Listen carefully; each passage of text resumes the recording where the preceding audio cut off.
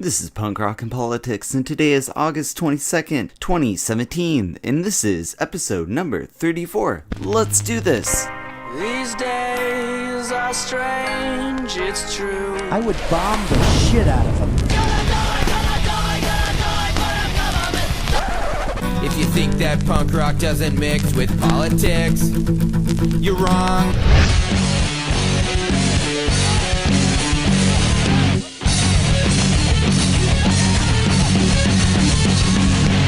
Welcome to Punk Rock and Politics. Today we'll be talking to Ross, the bassist from the band Altered Sky, about Brexit, Scotland's independence, and the similarities between the US and UK's recent political history. Then on Open Mic's Last Call, we'll talk about how we will stop white supremacy with memes and not violence. Wait, what? How are pitchers gonna fight against racism and nationalism? We'll talk about that at the end of the podcast. So let's get to the political mosh pit. But first, here's the news of the week.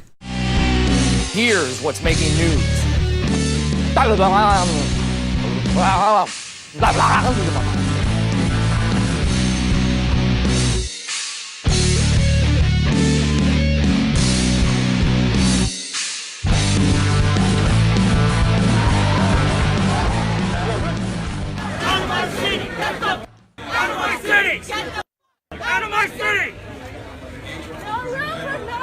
Those are some of the sounds from an anti-hate rally in Boston, where thousands of people marched against white nationalism and Nazis. And Bernie Sanders spoke at the Good Jobs Nation rally in Indianapolis. And here's a clip of his speech. Well, I say to President Trump, you are not defending working people when you support health care legislation that throws 32 million Americans off of the health care they have. And in war news, President Trump proposes more war in Afghanistan with a troop increase, but gives very little details. We are not asking others to change their way of life, but to pursue common goals that allow our children to live better and safer lives. This principled realism will guide our decisions moving forward. Military power alone will not bring peace to Afghanistan or stop the terrorist threat arising in that country. But strategically applied force aims to create the conditions for a political process to achieve a lasting peace. America will work with the Afghan government as long as we see determination and progress. However, our commitment is not unlimited, and our support is not a blank check. The government of Afghanistan must carry their share of the military, political, and economic burden. The American people expect to see real reforms, real progress, and real results. Our patience is not unlimited. We will keep our eyes wide open. In abiding by the oath I took on January 20th, I will remain steadfast in protecting American lives and American interests. The war in Afghanistan is the longest war in United States history, lasting over 16 years, and now it's set to last even longer. And on this day in rock history, August 22nd, 1978, the Sex Pistols' Sid Vicious had his last stage performance at the London's Electric Ballroom. But his music and contribution to the punk genre lives on. And that's the news of the week!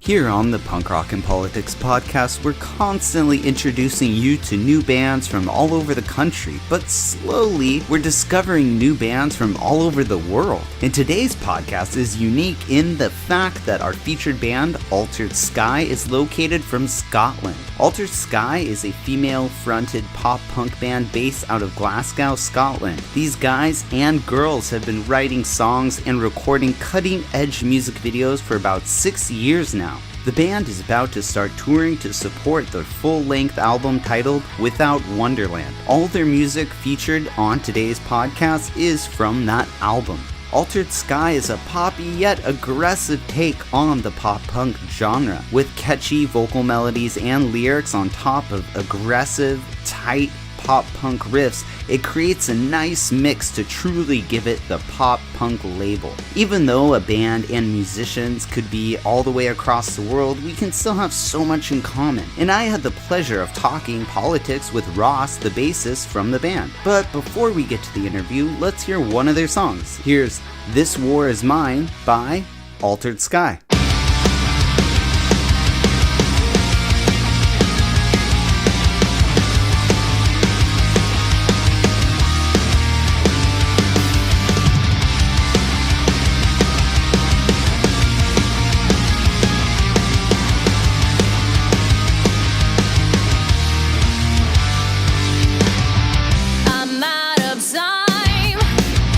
Like a vulture sitting on my head until it all blows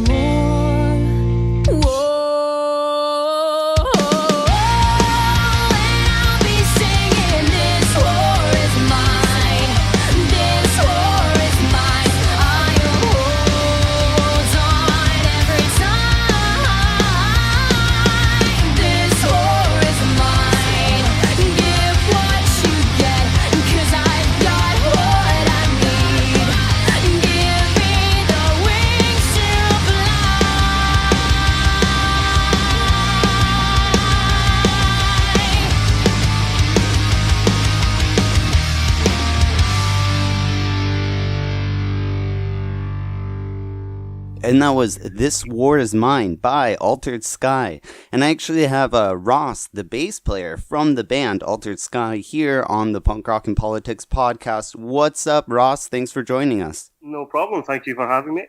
Yeah, definitely. It's really cool always being able to connect with other bands that are like across the country, but it's even way more awesome to connect with other bands and musicians who are across the world. So definitely thanks a lot for coming on, because you guys are actually located out of Scotland, right? We are, yes. We're from Glasgow in Scotland.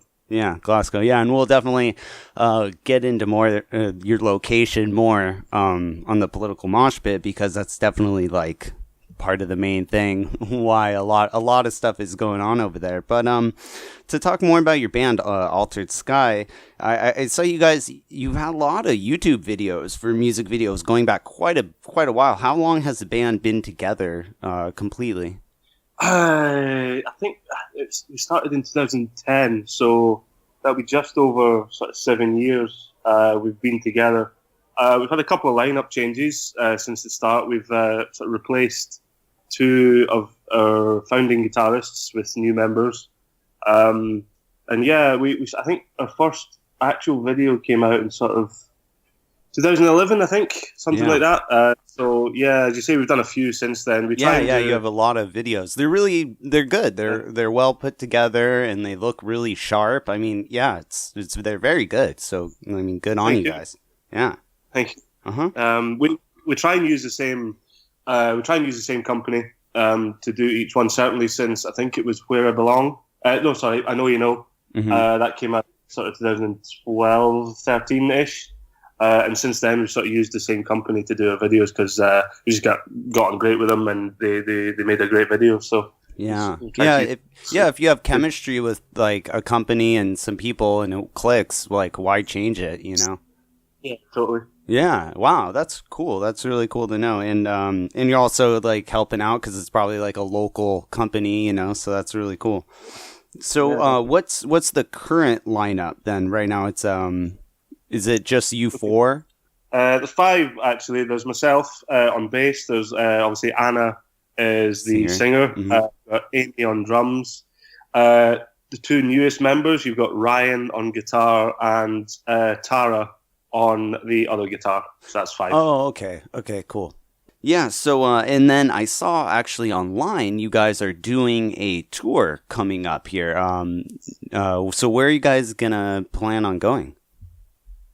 We've actually got our first sort of out of country tour. We're going to the Far East. We're touring in the Philippines and then Japan over September, October this year. That's so crazy. That's going to be awesome. I know the Philippines has a really, really big like punk scene, you know, but I don't know. I never heard that about Japan. Do you guys have fans out there, or are you just kind of going out there, or what brought you guys to go out there? It's weird. It's always been since we started the band. It's always kind of been on our list. Whenever we've spoken about, we want to tour the world, so where would we want to go? Asia has always kind of been close to the top of the list, purely because, as you say, this sort of the Southeast Asia, your Philippines, Indonesia, Thailand, all that kind of area have a big pop punk music kind of vibe. They're really big fans of that stuff there, so that's kind of always been on our list. Japan, I think purely because Anna wants to go there, so pure and simply. And it's kind of like on the way, so you can kind of make a detour trip, or...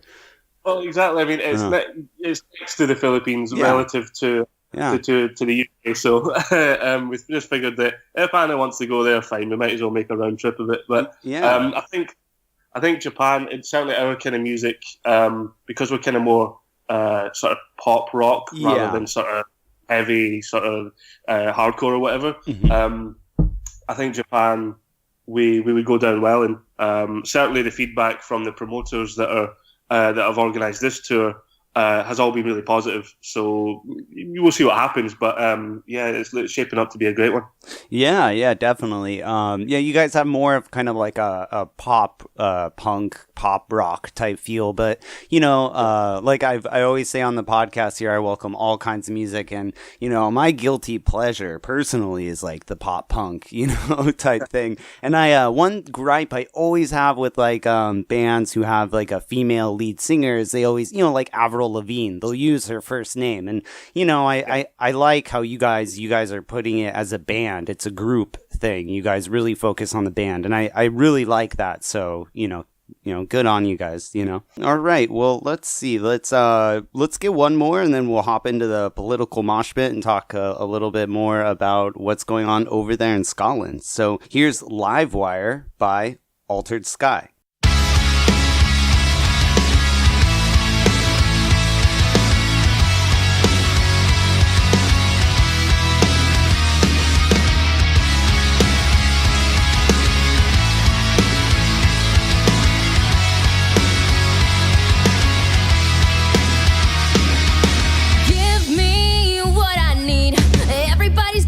To the beat, it's your sign. Let's call up everyone. Stop and hit the lights and show 'em how it's done. It's your little time. I'm the reason. I'm believing. I'm deceiving, but I'm not that polite. It's what I want from you. It's what I need from you. I'm not innocent. Livewire, kill the void. You're suffocating. Eyes don't lie. Lose it all before it's over. Livewire, giving up was not an option. Burn the bridge, the bricks you built tonight. It's just your life. It's just your life.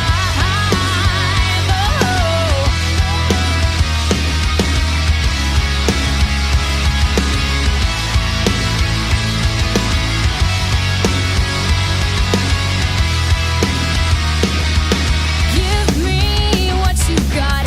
All the things you thought you knew about yourself are gone. They're gone. They're gone. You're gone. 'Cause we know best and we're the rules that bite. And this time, don't leave us hungry. No, I'm the reason. Livewire, kill the void. You're suffocating. Eyes don't lie. Lose it all before it's over. Livewire, giving up was not an option. Burn the bridge, the bricks you built tonight. Stand tall, attention, a thorn in my side. Forget, decide, a thorn in my side. Stand tall, attention, a thorn in my side. Forget, decide, a thorn in my side.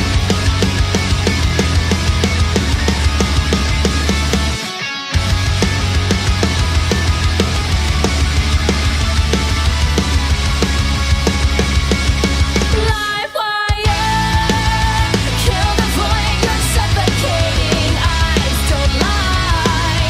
Lose it all before it's over. Livewire, giving up was not an option. Burn the bridge, the bricks you built tonight. It's just your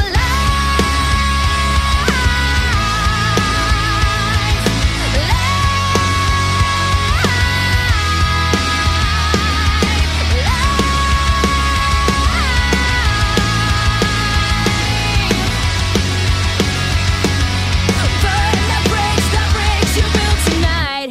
And that was Livewire by Altered Sky. And I still have Ross from the band Altered Sky here with us. And let's get into the political mosh pit. So Since you're from Scotland, and with Brexit passing, I don't know what, like about a year ago. Like, so what's your perspective on everything that's going on with Brexit and how it's going to affect Scotland?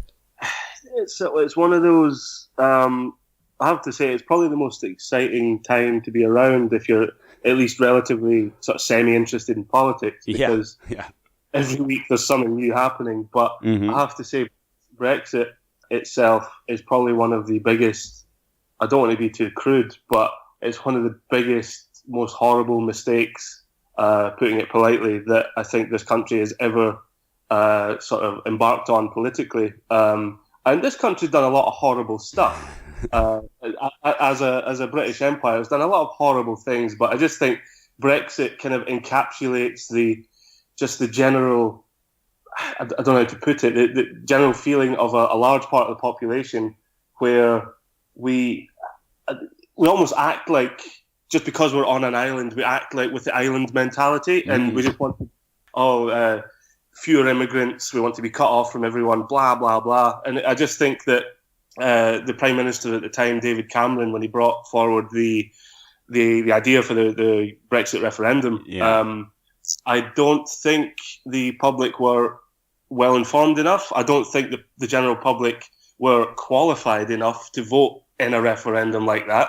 I don't think there should have been a referendum, because this is the reason we elect politicians, is to decide this kind of stuff. You know, he shouldn't be bringing a massive, obscure, abstract sort of political ideology and saying, public, what do you think? Because we just don't know. We don't have enough information. It should have been something that Parliament decided. I think you made a really good point, though, because here, same thing here in America. Everyone, we're in a democracy, and it's like, well, technically, it's a representative republic. Like you said, you elect these people to go to Washington here or there. You go to Parliament, and they focus on the one issue or several issues, and they have several staff members who read the laws and go over like you said, the intricacies and all of the ramifications of passing this that can or can't happen, that the general public, it's not maybe that they're too ignorant or they don't want to know. It's like, I don't think people, I mean, I focus on this all the time, but I couldn't even realize all of the ramifications of passing or staying in Brexit. You have to be a professional to really understand that. Exactly, and I mean, there are even over the past however long, year and a half, there have been professors at universities with law degrees and economics degrees who are pulling their hair out with just not knowing about Brexit. So how can the average Joe public know enough about it to vote on it? It doesn't make any sense whatsoever. So it's kind of, up in Scotland, it's a bit different. I would not like to be living in England at the moment if I was a Remainer, which I am. I would not to. It's much better living in Scotland, because I think. So explain that really quick for here in the States, people who aren't totally aware. So Scotland, they did vote stay majority, right? The people of Scotland voted to remain. Remain in. Remain in the European Union, we call it. But because Scotland isn't, although it is a devolved parliament, it has a devolved government, it's not recognised as a single sort of electorate. So their vote has to be included with the UK vote. So you guys are dragged into it with the UK, with like London and the rest of the England, essentially, correct? Yeah, you've got, us, England, and Wales, and Ireland, all parts of the UK. Scotland voted pretty overwhelmingly to remain in the EU, and there's a lot of ill feeling about, as you say, being dragged into the mess that basically England voted for. And because didn't Scotland recently vote for independence or to leave? That's the other political football that's being kicked around at the moment. It was 2014 we held a referendum to.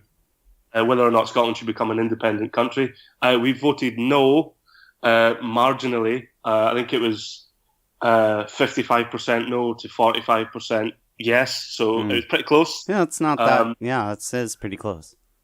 Exactly. but saying that the government that was in power at that point got voted in again on a massive majority after that referendum. So they still have a mandate, in my eyes anyway, they still have a mandate to kind of push for Scottish independence, even though it was defeated fractionally 3 years ago now, sorry.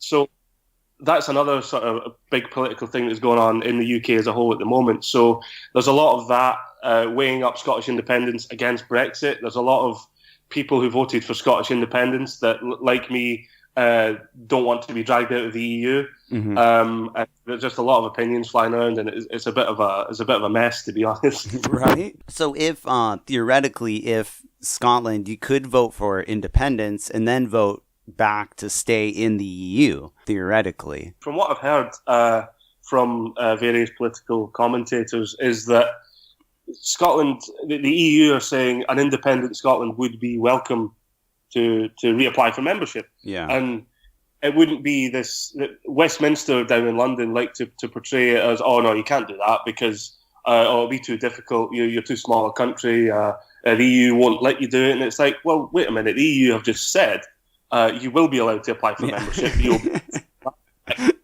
want to wait some queue.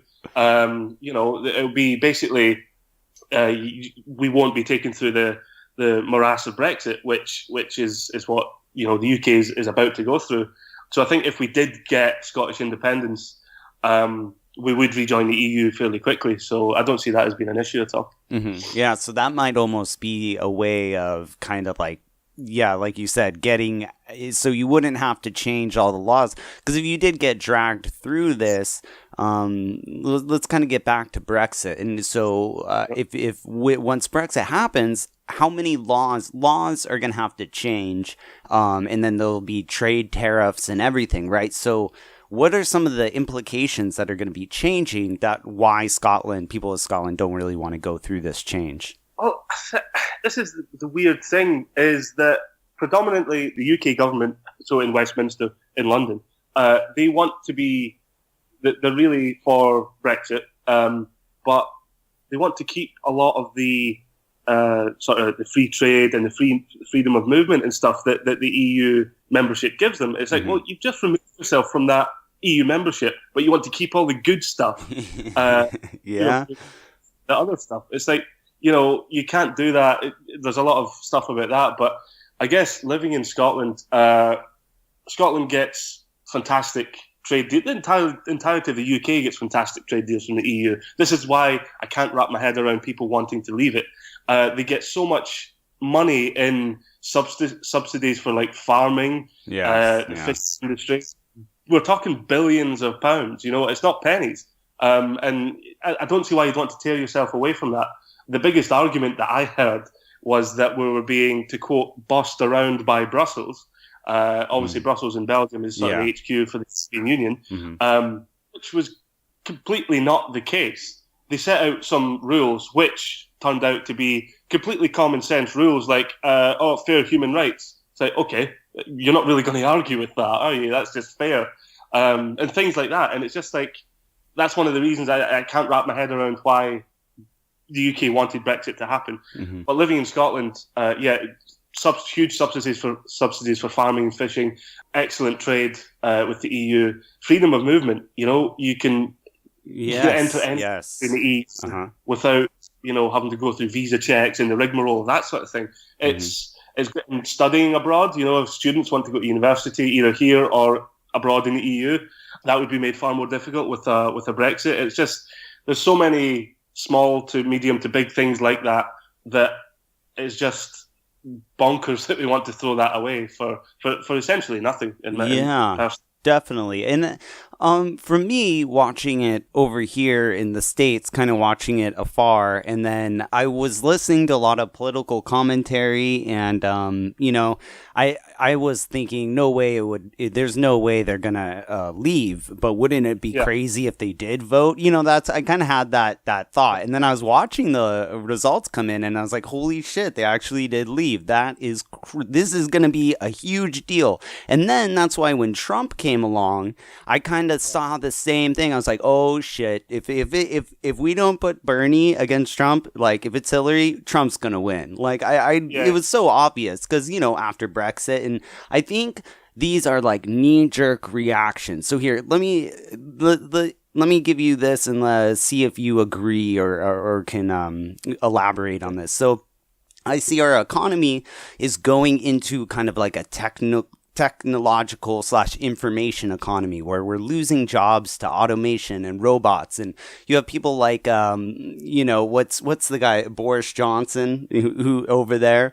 And then we have people like Trump over here who are kind of demonizing immigrants or, you know, refugees, scapegoating them for the real problem, which is capitalism is kind of ending. It's falling apart on itself. So a lot of these people who voted for Brexit or over here voted for Trump, I think they see their way of life being threatened and they have no other way of reacting except for this knee-jerk reaction and kind of take us back to the old days, make America great again. But we can't do that. We have to evolve to the new economy and this new world we're going into. We can't just try to go back to the past. So does that make sense? Do you agree with that? Totally makes sense. I mean, everything about, from our end, everything about Brexit is completely backwards thinking. Like you said, it's trying to drag things back to what they used to be. I mean, our main, sort of one of the two main political parties in the UK are called the Conservative Party. And they're conservative by name and nature. They want to keep things the way they were or drag us back to the way they were. Yeah, it's completely and utterly. But people vote for them, and I don't get it. They should change. They should say, "Great, make Britain great, glory again." You know. Because it's the exact same thing. It's bringing back to the past and not evolving into the future. And that's what I think Brexit totally is. But and then the one main problem here in the States, and I think it is there too, but is the Liberal Party. So over there, like the Labour Party, are they far enough to the left? Are they actually helping workers? Because here the Democratic Party isn't really helping workers. They're only helping the corporate elite, just like the conservatives or Republicans over here. Yeah, it's a weird thing. For the last, so I don't know if you'll remember, but in 1998 or 97, I think it was, we voted Tony Blair. Do you remember him? No, I know Tony Blair. Oh, yeah. I don't remember when he was elected in, but I remember Tony Blair from 2003, 2002 era, Iraq War era. Yeah. The era, yeah. When he was elected in, it was meant to be this upsurge of, he called his sort of branch of politics New Labour. He was the leader of the Labour Party. And he called his sort of his bunch of policies New Labour. They were essentially conservative policies, in red, as you say, because Labour's a red colour. Red's a Labour colour. Yeah. And so for the next, I think it was 10, 12 years, he was basically a Labour politician, but espousing Tory policies. And so in that sense, we hadn't had a Labour government since Margaret Thatcher got voted in 1979. Yes. It was incredible. So recently, the Labour Party, they've not been in power since the Conservatives came into power in 2010 again. Recently, they got a new leader called Jeremy Corbyn. It's Corbyn. Yep, we love. I love Corbyn. He's awesome over there. Oh yeah. He strikes me as when he came to the leader of the party, I didn't know much about him, but now that I've had a chance to kind of read into him a little bit, he strikes me as a sort of old school socialite Labour guy, which I fully respect. He seems to be behind the workers and behind the working class and all the rest of it, which is good, in a sense, but people don't want it. It's weird how, because the establishment is so entrenched in this country, they're terrified of people like Corbyn, so they do anything to discredit him and stop getting any real power. Like the media is all right wing here. Move for media here. It's just the way it is. Well, I did a segment on the podcast when he was when he became leader, or when they were doing the snap elections, and it had like at least a 2-minute clip of all Labor leaders, and they were all trashing Corbyn and how he's not going to win, and then Blair was saying he's not a Labor Party I want to be a part of, and then he goes and wins, and apparently a lot of them have been taking back what they've been saying because he delivered. Yeah. So because the leadership of any party in this country is not decided by the members of parliament. It's not decided by the MPs. It's decided by the members of the party. So the average public, say that I think Labour has something like, I don't know, maybe 500,000 members, something like that. They all voted in Jeremy Corbyn because they believe in him. The people that don't believe in him are the establishment. The people that don't believe in him are the members of parliament that just want power for themselves. Those are the people that want to discredit him. And it's kind of sad because you can see the public vying for this guy, the public, this guy to represent them. But his own party are saying like, no, you'll never win. Yeah, it's completely bonkers. It's the craziest thing because with Tony Blair, what you just outlined, and then same thing with Margaret Thatcher, it's like your Thatcher is our Reagan, and then your Tony Blair is Bill Clinton, because Bill Clinton totally destroyed the Democratic Party and moved it centrist. And then, it blows my mind. And then now you have our Bernie Sanders and your Corbyn. It's just so crazy. And then you have Brexit is your disaster, and our disaster's Trump.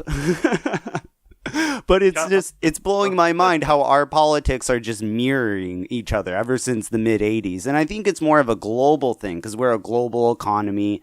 We're a global society now. I mean, we just are. Yeah. I mean, you mentioned how easy it was and how great it was to sort of talk to bands across the world now. Yes. Everything's entirely global. And as you said before as well, the sort of physical job industries, maybe like factory working and stuff, are being more automated. It's definitely an information age, and it is global. So yeah, I see what you mean. So I think that goes a long way to saying how two sort of maybe originally differing political landscapes are now mirroring each other, which is just pretty incredible, isn't it? It is. It really is. But before we wrap it up, I have one more question, kind of out of left field. So, just let's bring it more like on a positive note. So with Brexit and Trump, and I know everyone's about resisting and they want to go out and protest, but what do you think is the best thing we can do overall to fight back against a Brexit or fight back against a Trump or this backwards mentality? How do we move forward? That's a very, very big question, isn't it? It is. I mean, it's huge, and you have 7 minutes to. No, I'm joking. You could. Well, I'll throw one little idea out there. Have you heard of universal basic income?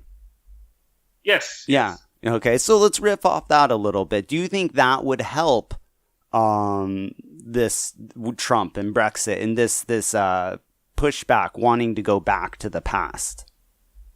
I think the universal basic income is basically a massive expansion on socialism, isn't it? It's everyone. Mm-hmm. Across the board, that's what it is. Mm-hmm. If you got human beings to agree to that, would be a fantastic idea.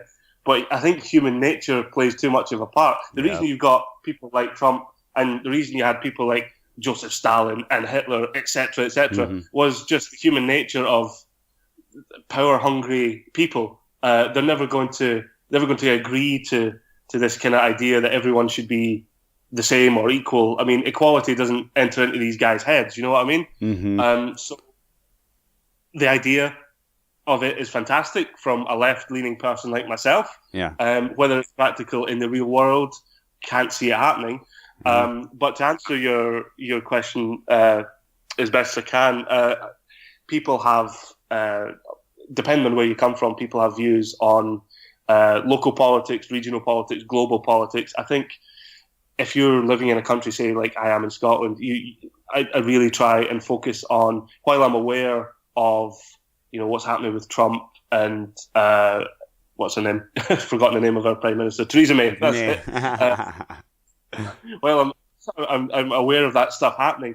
What I want is independence for my country at the moment, and I think that would go. People say it's a bit selfish because, how does that help Brexit? And I'm like, well, yeah, I know, but I think the UK has to sort Brexit. If Scotland isn't in the UK, then the UK still has to sort Brexit. The UK still exists as a thing, just without Scotland in it. So it's all one to me personally. I wanted Scottish independence, and then after that, the UK can sort out the mess that it got itself into because Scotland voted to remain. As I said, it's not like we're taking away a lot of your Brexit voters. So and that will probably push it over that 10% threshold that it didn't get last referendum. Yeah. Exactly. So, I mean, on a global scale, any one person thinking about how to fix things, I don't have an answer on how to push back on Trump. I mean, all he does is talk about hating other people, and I don't understand it. It's like he's a toddler. He's like a child. He's an actual. Yes. Yeah. Yep. Yeah. I don't know how his team have allowed him to even appear on TV. Never mind, become president of the US. It's like the mind boggles completely. Yeah, I think a lot of people is just kind of a Molotov cocktail into the system. Same thing with Brexit too. They're just fed up with the system that's broken, and the people, the wages have been stagnant for 20 years. Everything else is increasing. And that really has to do with capitalism, and it has to do with the broken cronyism that we have in our system. But like you said, the solution would be, making some sort of socialist programs that fix and help poor people, but people don't want that. And they don't want to have, but they're pissed off by the problems that poor people cause, but they don't want to fix and help and do the solution to not have those ramifications. Exactly. It's like the people who a lot of the people who voted for Brexit were the working class. Same with Trump. Exactly. Exactly. It's not necessarily poor as in destitute, homeless. It's poor as in they're either on minimum wage and just kind of scraping by, but they feel that their hard work should be rewarded, and it's not being rewarded by the established class, the elitist class. So they want to push back on that. They as you say, throw a Molotov cocktail into the works, and that's Trump and Brexit is basically the response to that, I think. Yeah, and Trump or Brexit is not going to help the working class, which is like, whenever I talk to anyone who is middle class and thinks that, it's like, come on, no way. But back to what you're saying a minute ago, to wrap it up, I think it is really, really important to, you should know about Theresa May, Brexit, Trump, and, everything that's going on in the world. But more importantly, you should know who your local, you, in your case, MP, or here, your state representative or your senator. And don't get pissed off at Trump, instead, direct that anger at your state representative or your senator and fix the problem from here. Like we were saying all the way back to the beginning, we're a representative republic, not a democracy. Let's fix our democracy from the ground up. Yeah, absolutely. Yeah. So I think that's a great point. And I always look at the big picture, but I always get reminded when I have bands on and I ask them these crazy, huge, complicated questions, and we always bring it back down to the local level. And I always need to be reminded, yes, it's about the local level. I mean, everything that ever happens anywhere is a local event. Yes. So it's affecting someone locally. I mean, if you ask a band member or anyone their opinion on politics, chances are they're going to tell you about local issues or local things that are affecting them. And on the world stage, these superpowers are. You've got Putin and al-Assad in Syria and Trump, etc., etc. While those are big sort of geopolitical events, people generally will want local issues fixed, and they want to talk about local issues, which is fine as well. It's not a bad thing to focus on that at all. Yeah. No, it's not. And then that's also Trump is just kind of just a big distraction, like you said, a big child just tweeting all day about all this stupid nonsense, and the media covers it, and then we ignore things, local issues and other things that totally matter. So, but that's another thing why I love doing this podcast, and I get to meet awesome musicians and hear great music, like from your band Altered Sky, and then you come on and you talk about an issue that's important to you, like breakfast. I'm not hungry. You talk about Brexit, on here, and your perspective from being from Scotland. And it's awesome, because here in the States, people can hear this who probably, on other hand, wouldn't have normally heard it. And so we can kind of get a bigger understanding. And like you're saying, how our geopolitical, our politics are like mirroring each other. It's blowing my mind how that's working. So thanks so much for coming on the podcast. No problem at all. It was my pleasure. Yeah, definitely. And before I let you go, can you tell everyone where's the best place for them to find Altered Sky's music online? Sure. If you head over to www.alteredsky.com, you'll find everything there. You'll find links to our Facebook, Instagram, Twitter, and our YouTube. You can just go straight to YouTube as well and type in Altered Sky, and all our videos will show up there. Definitely. Yeah, there's a lot of really cool music videos, very creative. I would definitely recommend anyone checking out a lot of those videos. They're very, very well done. And if you ever have a tour here in America, Ross, I'm going to buy you a hardcore American good craft beer. So, on me. I hold you to that. You better hold me to that, man. Well, hey, thanks so much for coming on the podcast, and we'll talk again soon. Yes, let's talk again. Thank you. And here's Bury It All by Altered Sky. You say all the strangest things to me.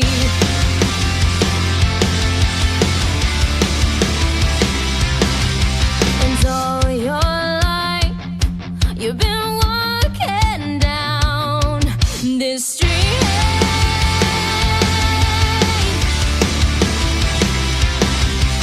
Step it out of time, kick it up a little bit faster. Life is in your eyes, and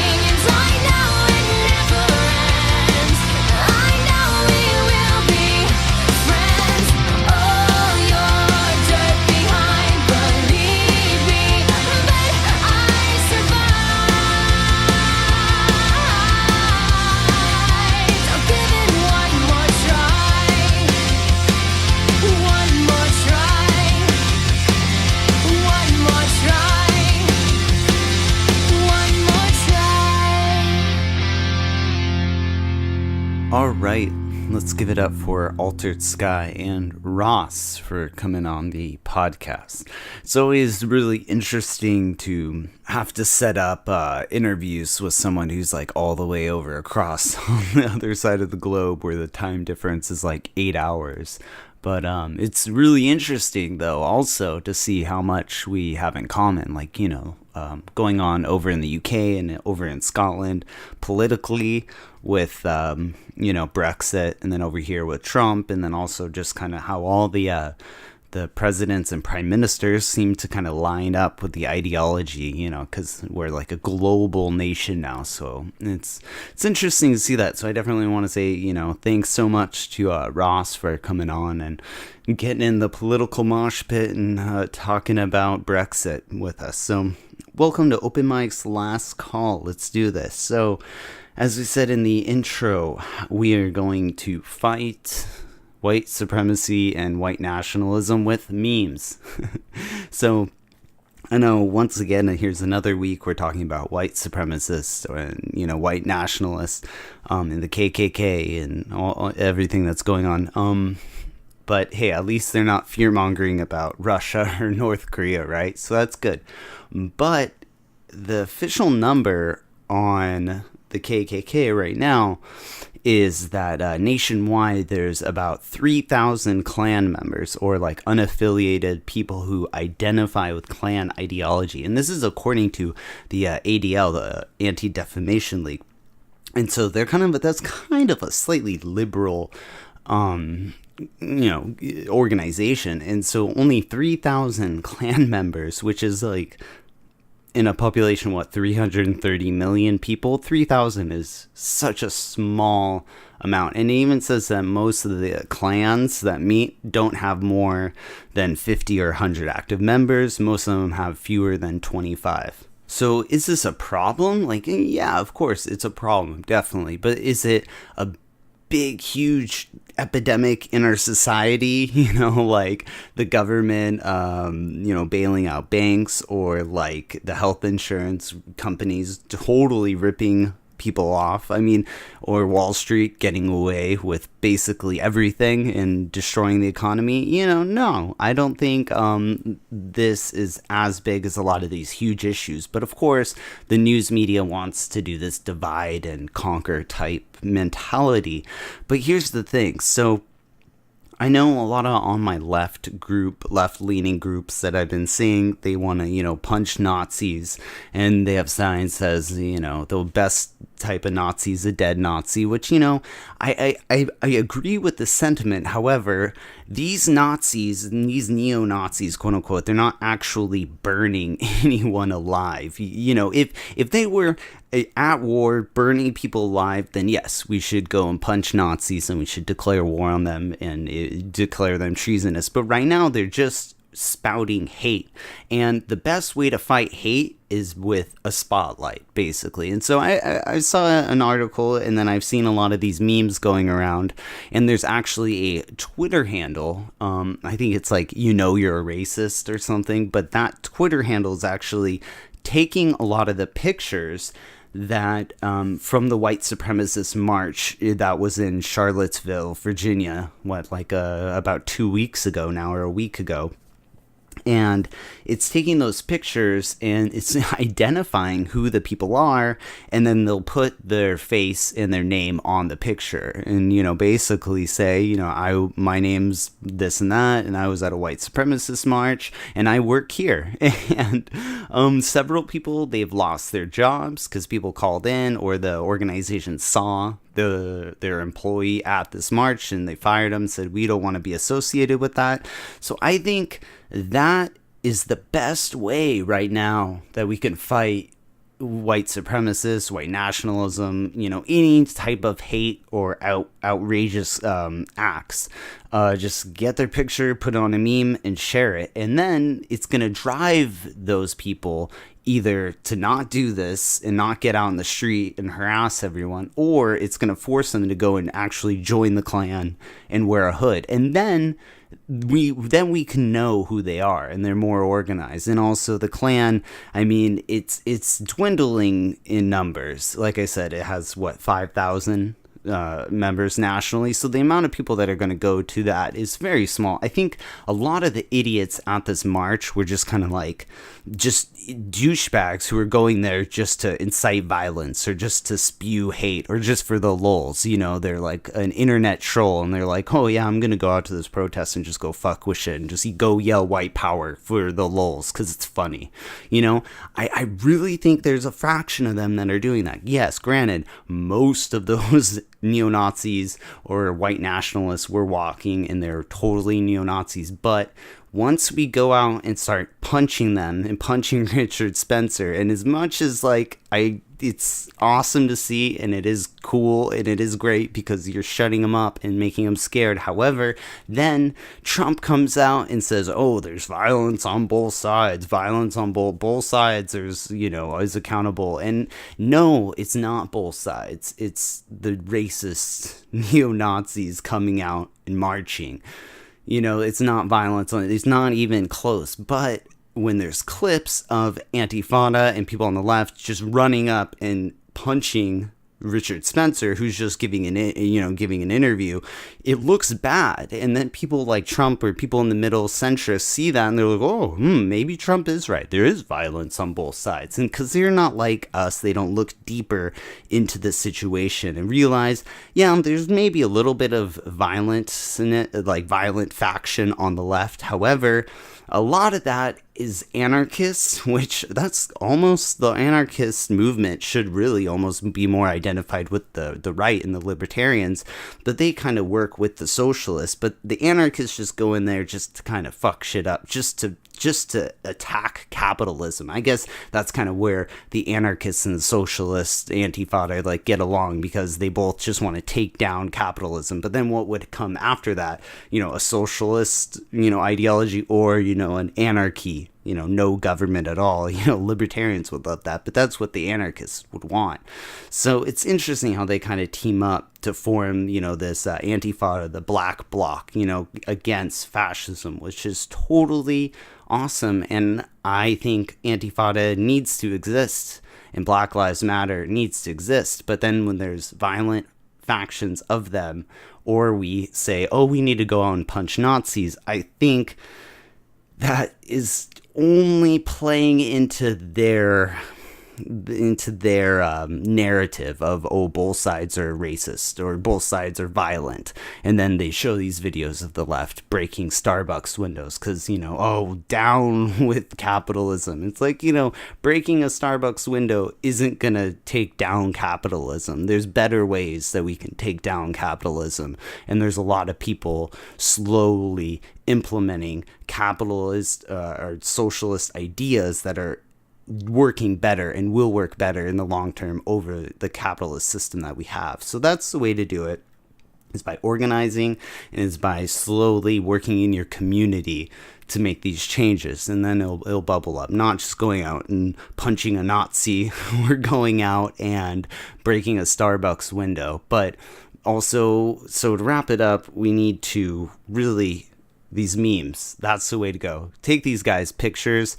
Anytime we have a march, go take their pictures and just post them online, and the internet will do the rest. The internet will figure out who they are, where they work, everything. And then, you know, if people want to go and they want to spout hate and they want to say they're Nazi and they think, you know, one race is better than any other race, you know, that's their right to do that. But then it's also all right to take a picture of them and to spread that around if they're in a public forum doing that. And that's the best way to get these guys scared, not just running up and punching them. That's what they want. They want to start a fight. And the police in Charlottesville, like Terry McAuliffe did a stand down order, and the police basically pulled off. They wanted a brawl. They wanted a fight. It's the government, the elitists, you know, the media, you know, everyone, almost even Antifada and the far right, you know, nationalists. They want a civil war. Those people, and everyone wants to divide, just to divide us. So then divide and conquer. So then it's easier to control if we're all divided. So just don't fall for the game, and yeah, let's fight with memes. We could do it. And thanks for checking out this episode of Punk Rock and Politics. This is Open Mic's Last Call, and we will check you out next week. Peace out.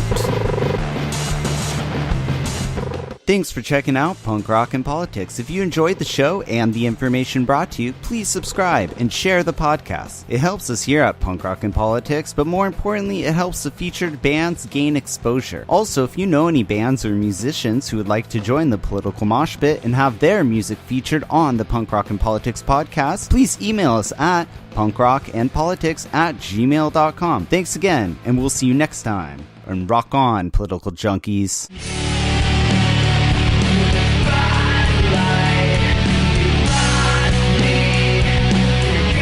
I think all our society is run by insane people for insane objectives. Doing a better job of talking to each other. The left hand now knows what the right hand is doing. Look at those hands. Are they small hands?